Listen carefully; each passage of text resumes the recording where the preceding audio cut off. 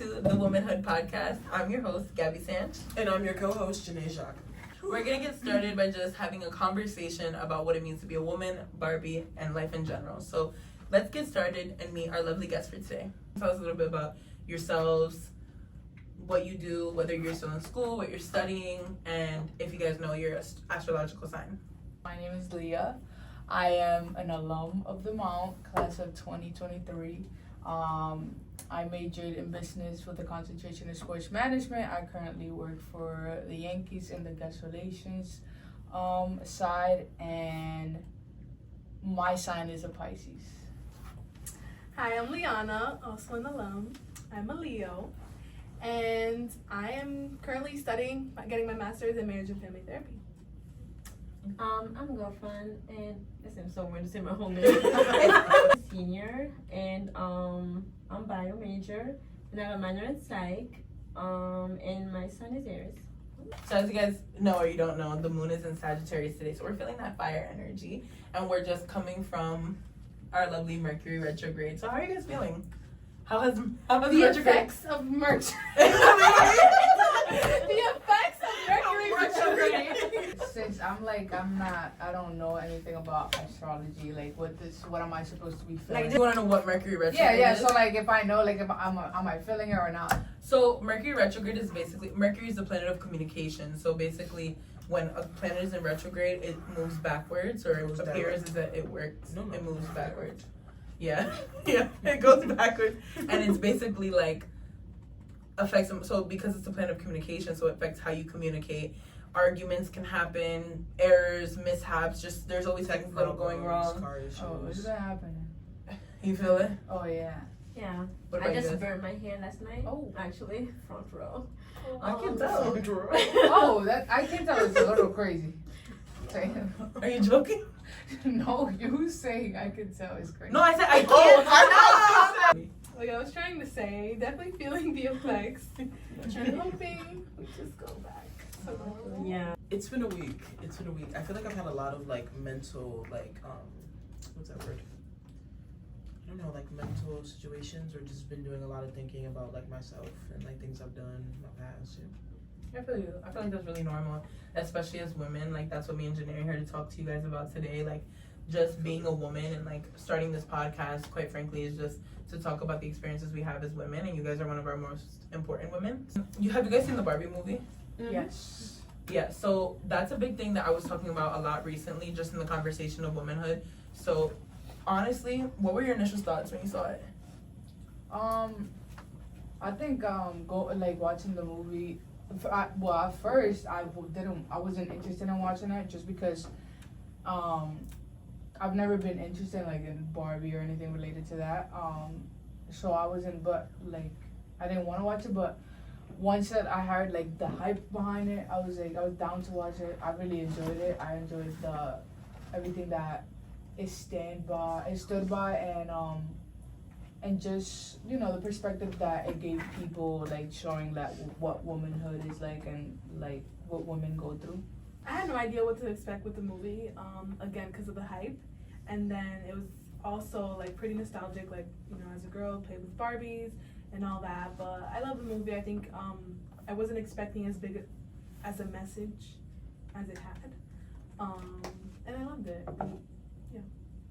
Would you say specifically because the three of us are still very much in it, graduating, even though we're graduating in 23 days, would you guys say in your fields, now being in professional, whether that be graduate studies and in the field working, which you're also working as well, how is that that womanhood or that experience?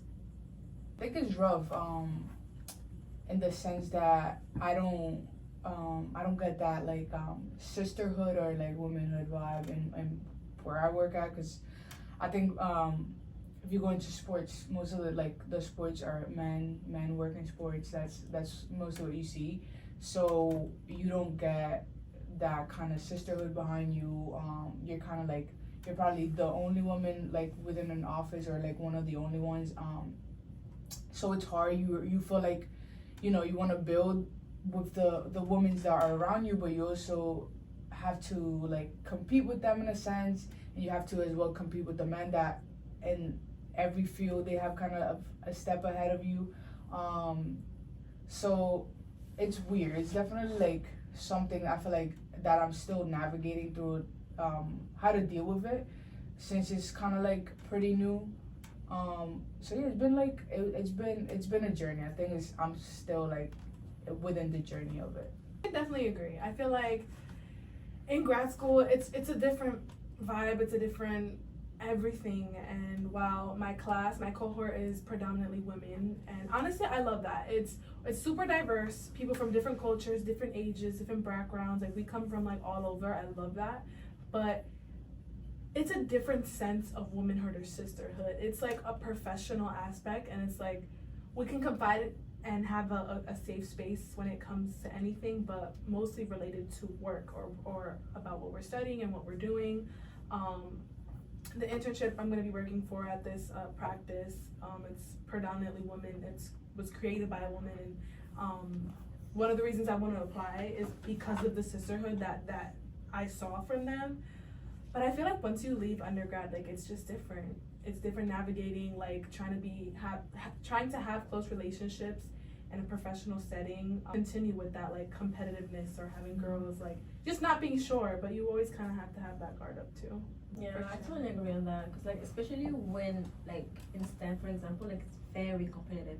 So like even if you have your friends in your class, but also like it's like that reminder, that stress, cause it's always like, okay, like show me that, show me this. Like it's always like there's that, yeah, but I'm trying to be better. Like you know what I mean? It's always like, okay, but like no matter what it is, we're not really friends. We're more like, oh, because like I need to know what you're doing so I can do better. So I'm like, okay, like I don't really like that. So like I like that here right now, like in undergrad, I can like talk to you guys and like just like kind of like escape, you know. That it's kind of toxic, like it is what it is. But I know that it's gonna be my field, and obviously it's like we have a lot of men. And the issue with that, like I can even see in undergrad, like it can be somebody in class with you or like a professor or something. It's just like they will literally turn like no, like deaf. Like I'm talking about, telling him like you do this wrong. He's like you need to calm down. Oh, I'm gonna ask. A lot of people like watching may not know like where you're from. yeah. Do you think that your perception of womanhood and like the things you go through differs from here in Tunisia? 100%.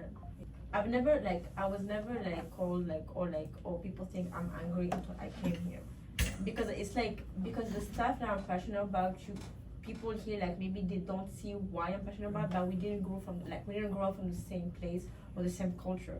Like what you think is important might be like not the same for me, and it's just like, oh, if you show anything that is not like, oh, you need to be like, oh, you need to be like this, it's like, oh, you're angry, like you're mad, like you are the issue. But I don't think I am. Like I really don't think I am. I think that I'm passionate about what I'm doing, and if I ever like have an argument, is that like maybe you need to hear me in the first place though, like, before we start like what happened for us to get here. I think that's the thing with women, especially in Janae, you can talk about that, the Black experience, especially in America. Like women cannot be, and like relating to the Barbie movie, like you cannot be angry about anything. You have to be calm. Like I remember a lot of times in the workplace, like let's say I've had an issue at work and I want to bring it up, like talk to my mom about it, even talking to my dad about it as a person of color, like you have to go in really calculated. Like you have to know like, how can I be upset with something in the right place? And I feel like especially for the Black woman experience, that transcends past the workplace. It goes into the nail salon, it goes into the store, it goes into anything. Like when you're speaking about something you're passionate about, you're either too angry, too passionate, too ridiculous. Like that's something that I feel like is crazy, and I feel like you could speak more on that. So I definitely agree with like the fact that it's calculated. The way that I experienced it was like a inside job kind of. So like my mom's mom grew up in the 60s, I want to say, or the 70s, one of those. 60s. My mom was born in the 70s. Maybe she grew up before that. At one point. She's from, a little time before. And the women in my family were very used to taking, excuse my French, but taking like shit or like bad, like, treatment from men or just from people around you. Even little situations, like I remember getting in trouble in high school and my mom would be like, all right, but watch how you go about it. Like say if it's a professor or a teacher doing something wrong. Even to this day, my family is like, especially if it's a male figure, like familial wise, if I'm with my family and my brothers say like they don't do something that they're supposed to do or they get me mad, the way I respond is something that always has to be considered before I even get the chance to feel from what happened.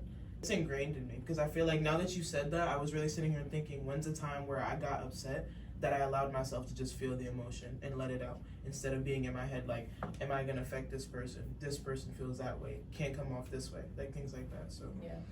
and it's a cycle that continues in society because we perpetuate. So. I feel like that's a very big difference. Like, men don't think twice about their reaction or how they go about things, where I feel like women are the most overthinking in everything. Like, and I feel like that's a big thing that like we don't talk enough about. Like, you know, something could be wrong, but you're thinking like, should I let this slide? Like, how many times as women do like we let inappropriate things, even things that are just unjust, like slide because we don't want to like be that person. How do you guys feel like gender roles have affected you personally, whether it be like your identity, your home life, your personal life, your relationships? I don't know. I feel like growing up, I've always felt like I had to defy gender roles. And like, not even to the extent of like, oh, like housewife or like things like that. Just like, as a girl who's always been interested in sports and I've always wanted to do what the guys did. And not because I felt like I had something to prove, but just because I wanted to. And being that I wanted to do those things, felt like I had something to prove. Relationship, especially, I was expected to be like, I was young, so I feel like I don't want to put it on too much of like under a microscope, but I feel like I was expected to always be at his beck and call. Like, my mom was that parent that was like, yeah, you can go over your boyfriend's house, he can come over, but she wasn't with that sleepover stuff, no matter how long it was, like, none of that. So we discussed it before, but like part of the reason like things didn't work is because I wasn't so available to him as men like automatically expect women to be. And I feel like, yeah, I just don't like that stereotype, like you should be on my beck and call, because I'm like a clingy person myself, but I feel as if everybody needs their individual space. You should be able to dock that out somehow. So I will say too, not only like do I want to defy those gender roles for myself, but I've always been like an advocate of defying them for men too. And I know we're like here talking about like womanhood, but it's super important too, because I feel like men also have that like obligation of fulfilling a role. And like you were talking about like relationships, so even in my relationships, in my, you know, my friendships, like, well, a man is supposed to do this, and this for a woman, or a woman is supposed to do this and this for a man. I'm such a big advocate of like, you can do both. Like, the woman can support, like, the man can provide support and be loving and emotional for a woman and be romantic and clingy and touchy, and then a woman can also like plan dates and be like, do all the things that the guys are supposed to do, like getting flowers for a man, like even if they don't like the flowers. Like, I just love defying those roles on both ends. I think it's so funny in a sense like that you bring that up, because I feel like we're in such a weird place right now with that. I think girls are falling back a lot into the, oh, if my man doesn't take me to this place and does this and does that, I don't want him. If he takes me to, have you guys seen the debate about like Cheesecake Factory or Applebee's? Oh. And I'm like, okay, No. ladies, we're getting a little too complicated. But also, and then there's the debate about the guys. Why are guys getting flowers now? Like, they shouldn't get flowers, or should they get flowers? It's like a whole thing. And I'm like, well, I feel like our generation is trying to like defy those gender roles, but it's hard because even within our generation, there's people that are like, I don't know about this. Everyone should stay to their side. So it's always hard to like, you know, break out of those things. I do agree that kind of like we're getting like old fashioned when it comes to like, oh, right now like we are more vocal, as in like, you know, guys pay the date, you need to pick me up and stuff like that. But also I don't see really everything bad, just because for the simple fact that as women, for example, like we always like think about like, oh no, I can't be like old fashioned, or I can do this, I can do that, because I'm gonna sound old fashioned. But them, like, they never change. Whatever, how they start, how they are right now, and how they will be, it's the same thing. We are either progressive or old fashioned or I don't know, open, or like we have those. Them, they are just men. They've always been men, and they are up to them. So I feel like it's kind of like us going back and like making them annoyed. It's just like, yeah, like I can do that too. And I think it's been hard. I've had conversations with girls that, you know, they're like, it's really hard to get a boyfriend nowadays because I think women as a whole are kind of like overtaking men in a like Mental aspect. yeah, in a mental aspect, to the point that you're like, no man fits the standard, or like he doesn't want to change, he doesn't want to do this, to the point that you as a woman are not kind of like allowing men to even give them the time of day, because you're like, it's not worth it, they're not there, where they don't meet me even halfway. So a couple of men that do think like that are taken, ladies. So to get all sociological, No, but I feel like the media and like so many things tie into what you were saying, like with how like it's now this big spectacle. Like I don't know if any of you, well I know some of you, but like using Twitter, if you go on Twitter, there's a debate about the current dating scene every day. Yeah. So it's like, Yeah. oh, you pull up to the date, you get in the car, he brings you to Applebee's, what you do? Or like, are you taking the cheesecake or the Benihanas? Like, what are you getting? And it's just like, the more that we make it a spectacle, I feel like the harder it's going to be to find a point in it, 100%. because it's funny now, and everybody's like, oh yeah, like, okay, you say he took you to Red Lobster, okay, he really messed with you, but if he took you to Wendy's, girl, he hates you. And it's like, people have different situations. Yeah. That's what makes us a and society. it's getting to the point that men are like, did she eat? What did she eat? I'm like, well, It's if a you take her out, conversation. I'm so sorry, but she has to eat. That's the point of And I also feel like too, the internet, and like this is a different conversation, but like there's an oversaturation of discourse. In my opinion, yes. like we need to stop. we don't need to talk this much. We don't need a comment section for everything. Like no one can, and it's also like we have created a parasocial relationship with each other. Like for those that don't know what a parasocial relationship is, like it's literally just the idea of that, like when you see someone on the internet or something that's inaccessible to you, that you feel like you are owed or you feel like entitled to something. And that is something that I feel like, because the media has given us a lot of blessings, but it's a curse because we feel like we are owed an opinion with everything. Like I feel bad for the people who like, they'll post something general celebrating, they'll be like, really bitch, like he took you to Wendy's, like Yeah. it's not your business. People Like, live different or lives. you know what I hate? That could never be me. It's not you, Right. though. It's That's not good. you. And Like, also, it's a lie because Right, people could it be love, you? right? People love to comment Yeah. and say all these things. Oh my God, your man took you here. Or like, for an example, and then it's like, but if your man were to take you there, you're not gonna care because that's your man and he's doing something for you. Or like, that doesn't even have to be with your relationship, Yeah. but like, people just want to have something to say. In real life, like, because I'm somebody, I'll say it, like, I compare myself to people on social media, and that's why I be taking my breaks sometimes, because you really have to remember, like, you live a life, and social media is literally a performance. Right. Yeah. Like, And everything and you I need to agree. put out is a I performance. think I have a hard time posting on social media, not because I don't want you to allow, like I don't care if you comment of my life, but I don't want to give you an into my life. I don't know if that makes sense. Like I feel like I keep my privacy private, and I think a lot of people have a hard time doing that. Like there's people that I think they overshare. I didn't need to know that. I didn't need to know what you ate for breakfast and then when you went to sleep. I don't care. Do you think that you can relate that into womanhood, like the need to feel like you need to over explain or advertise yourself, or feel like do we feel like women have to market themselves, and this is why there's an 100%. oversaturation? 100%. I think women right now have a lot of women, if you see in social media, even the ones that are not famous, they became a brand themselves. They've become a brand. How do I make myself more appealing to people? Not even because I feel like at some point, on the daily basis, a lot of girls make themselves appealing to the people that they're around. So guys, whoever, right? Just because you want to be appealing, that's normal. But I think now people have become, how do I make myself appealing to companies to get like brand marketing? How do I make myself appealing to get more followers?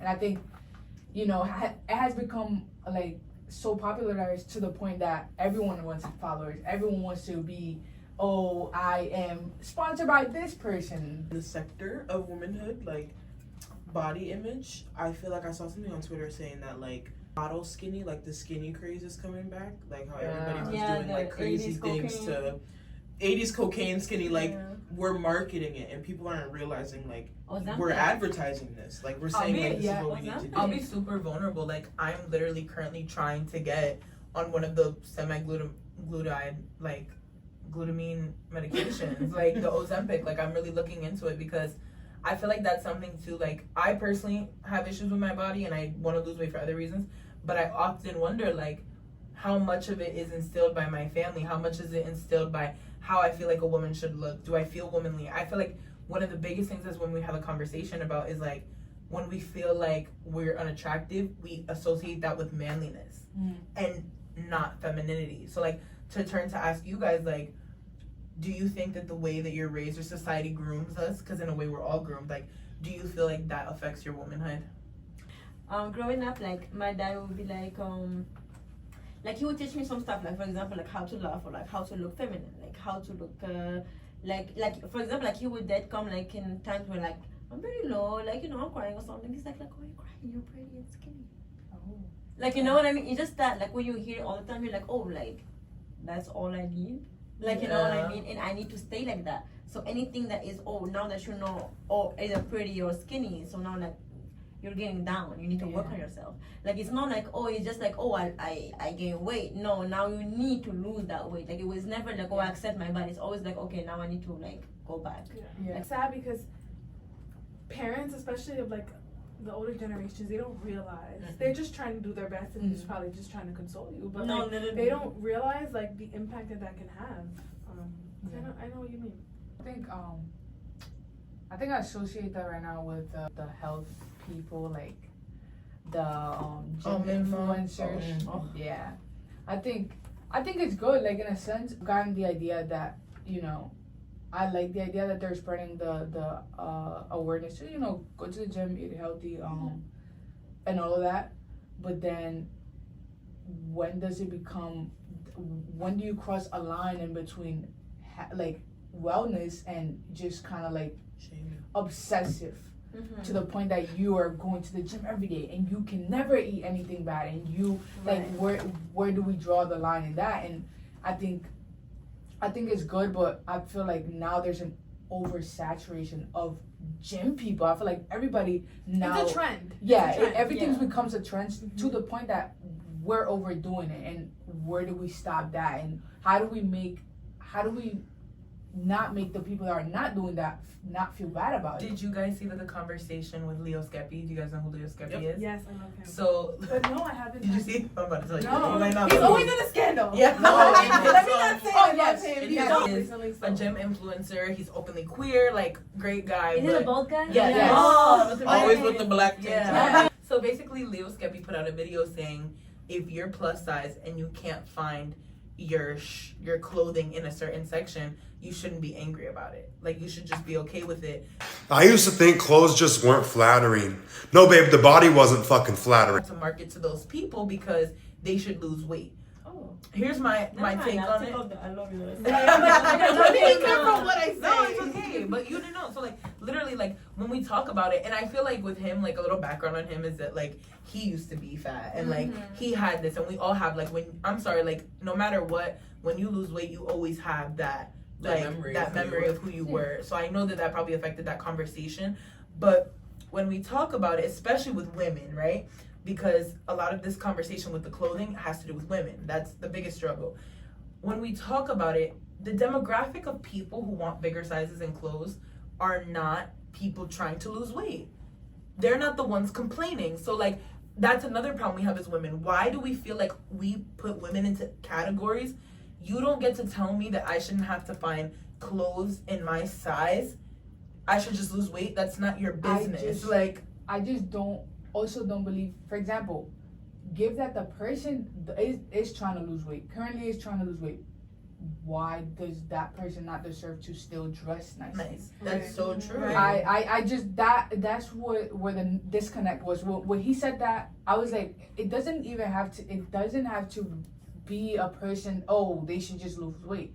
But why can't they dress up? Why can't they dress nicely? That's true. I think that was the disconnect. When he said that to me, I was like, well, that's not fair because you say that because you have the privilege to go into any store and grab any shirt and it will fit you nicely. And he was like, well, I wear a size 13 shoe, and sometimes I have to get custom shoes, and I'm like, and you have but the I'm like, luxury to do but I'm like, imagine though, someone was like, well, you should just get smaller feet, like, Right. that's exactly what you're saying. Like, other thing, there's intersectionality in being women as well, and I feel like when you discard, like, and a lot of these conversations we have, like, should women do this in dates and do that in dates, like, you're not thinking about the low income woman, you're not thinking about the working mom, you're not thinking about that reality. You're not thinking about reality. And in reality, would it be perfect if people could fit the ideal standards that you have for women? It would be a perfect world in yours, but it's not. So I feel like that's not really the conversation we should be having. 100%. I do understand you, and I feel like it would be a boring world. Like, we're forgetting that people being different and living different lives is what makes society what it is. You wouldn't have those people that you follow on Instagram that trend that make you laugh because everybody would be doing the same thing. Like, I feel like we would miss out on so many select experiences if everybody was just the same size, the same like ethnicity, following the same rules, doing the same thing. My other sister, we're just gonna say because the numbers kind of mess me up, but my other sister, the second youngest, one of those, smart. She's about 18 right now. She was moved away from me when she was a younger girl, so I really just grew up with my brothers for that period of time. So, like Liana had said earlier, like, I wanted to do all the things. I wanted to be in all the spaces my brothers were in, like, and I wanted to be like them because I looked up to my brothers. And I was also a daddy's girl, so I loved being around my dad. Like, my dad worked on cars. And then, like, my mom would start, like, coming to me, and she's like, well, why don't you, like, dance? And, like, why don't you have these play dates and hang out with these people and do these things? And as I got older, like, I don't know, it's hard to navigate. Like, when you're in so many different spaces and you like to do so many different things, you want to associate them with yourself, but you also want to make sure you assimilate in society, and you're not looked at as, like, oh, who's that weird girl? Like, she's always playing basketball with the boys, and, like, she never does stuff with the girls. Like, or, like, in elementary school where it was a thing for boys to chase the girls that they like around the park, like, things like that, relating to that and not relating to that. Like, I feel like I'm not going to say that I fully conquered or, like, accomplished diving into womanhood until I'm, like, older, because I feel like I always face a challenge at some point in my I agree with that so much because I feel like I never grew up girly. I did not like playing with dolls. I didn't like doing none of that. Like, I liked playing sports, riding bikes. Like, that was my thing. Like, I liked cars since I was little because my dad loves cars. So, like, I grew up around cars,